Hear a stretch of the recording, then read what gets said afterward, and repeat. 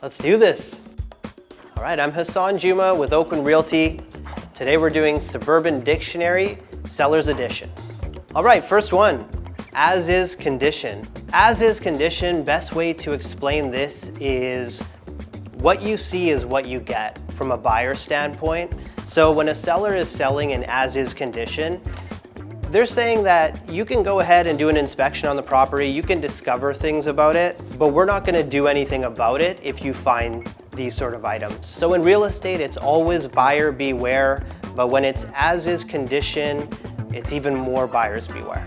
Next we have fixtures and chattels. So a fixture is something that is affixed or attached to a property. And so a fixture, it can be ceiling lights or a ceiling fan, for instance, a kitchen faucet, kitchen sink, a built-in barbecue in the backyard, for example. So these are fixtures. Chattels, on the other hand, does not at all sound like what it is. Like when I hear chattels, I think like a herd of cows or something like that. So this is not that. Chattels is basically anything in the property that is movable. Offer acceptance, very much like what it sounds. So this is when both a seller and a buyer agree to the terms and conditions of the contract fully. Subject removal date. So this is actually perfect after offer acceptance. So very often when you're accepting an offer as a seller, the buyer is going to have a set of subjects or conditions that they need to fulfill before they fully say that they're going to move forward with your property. And so we call these, again, subjects or conditions, and there'll be a date where these conditions need to be met or satisfied by. When you do get the subject removal, that is essentially, as a seller, the first time you can celebrate. That's when you might pop a glass of champagne. Very often that subject removal is presented with a bank draft deposit. So once you get the subject removal, you are then sold. You can move forward towards completion. Title transfer. And in order to explain what title transfer is, you've got to explain what title is. So the title of a property is basically the legal deed of the property. It's a document that basically outlines you as the seller or you as the owner. So when we do a title transfer, that essentially happens when you're selling the property. The title transfer is transferring from you as a seller over to the buyer. Mortgage discharge, this is perfect to talk about after title transfer. So what this means is that the mortgage gets discharged or it gets paid off at the time that you sell the property. And then that title that we just spoke about, that title then gets transferred to the buyer without having a financial charge on it. So a buyer's agent is the person who is representing the buyer in a transaction, right? And so typically you will have a buyer's agent, you will have a listing agent as well. Buyer's agent has a very unique skill set versus maybe a listing agent. So a buyer's agent is always out there hunting for deals. They have to be really well versed, I would say, in due diligence process. They need to be really well versed on the stats and where the market is. And so when you're purchasing a property and you're working with a buyer's agent, you really want them to know what's happening in the market. So seller's agent, we refer to that more commonly as listing agent. So this is someone that you would hire to list and sell your home. So a listing agent, they are marketers. Their whole job is to basically take your property, position it in its best possible light, and get it out to the most amount of people. Commission. How the commission works here in BC is there's no set commission. And in fact, it's against competition rules to be able to set commission. Everyone charges differently, but I find most agents are charging very similarly.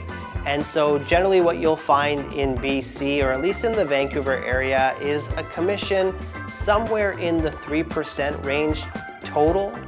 Again, some are charging less, some are charging more. As a seller, it's important to know that commission is always negotiable. Listing agreement. So the listing agreement, this is between the seller and the listing agent's brokerage. So for example, I'm with Oakland Realty. So if you were to list with me, you'd be making an agreement between yourself and Oakland Realty with me as the designated agent. And within the listing agreement, this is where we lay out what is going to be the listing price. How long are we going to be listed for? What sort of services am I going to provide to you as your listing agent? So all of this is dictated in the listing agreement, signed off on by all parties, and once we have it signed off on, that's when we move forward marketing the property. Open house, probably one of the most common terms you're going to hear as someone who's selling your home. An open house is exactly what you might think it is. It's an opportunity for buyers to come into your home and view the property without having a buyer's agent present. Subject to sale is an interesting subject. What this is when the buyer writes with a subject to sale, they're saying, I do want to purchase your home, but I need to sell my home first.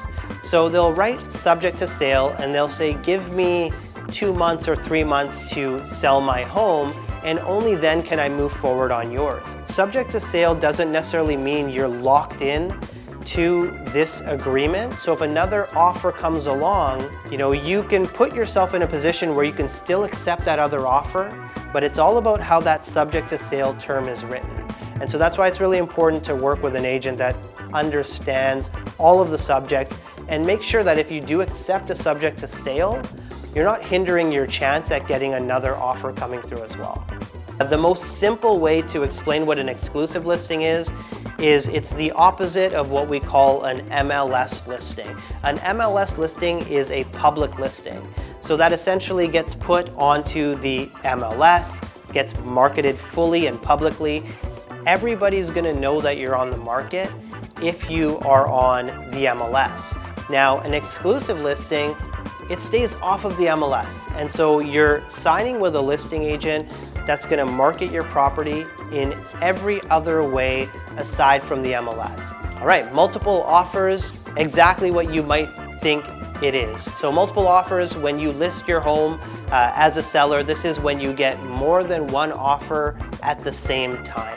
Offer presentation. So you get the multiple offers that you're looking for. This is an interesting one because us as realtors, we throw this term around all the time.